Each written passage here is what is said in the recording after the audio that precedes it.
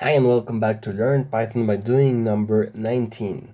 So today we're going to learn a function that is similar to the reduce function but is slightly different. So it is the accumulate function and it's similar to the reduce function but it returns the intermediate results. So reduce just returns the final result, but the accumulate returns the intermediate steps that it took for it to get to the final result. Okay, so also it's different because you have to import it from the itertools library and not from the functools, and the first argument is not the function, it is the iterable. So let's import this from the itertools, and let's also from the operator library import multiplication. So we're going to replicate the example that we did in the last video. And okay, so result is going to be accumulate, and the first argument is going to be the iterable, as I told you. So first let's create some numbers here. So I don't know, some random numbers.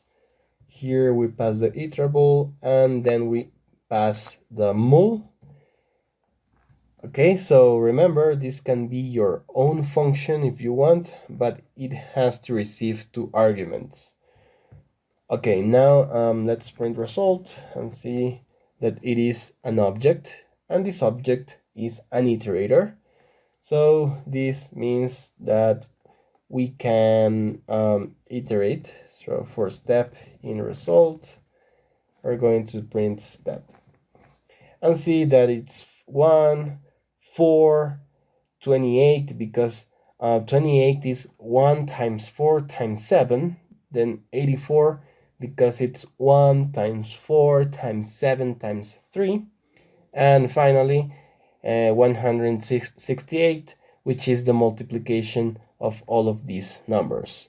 Okay, so basically this is what the reduce function will return us. But the accumulate function is returning us all the intermediate steps. So this will be useful, for example, if you want to draw some graph, for example, accumulated graphs, that will be useful for. And also if you have, well, you want to know the intermediate steps. Okay, so that's all. This was a short video. I hope you like it and see you in the next one.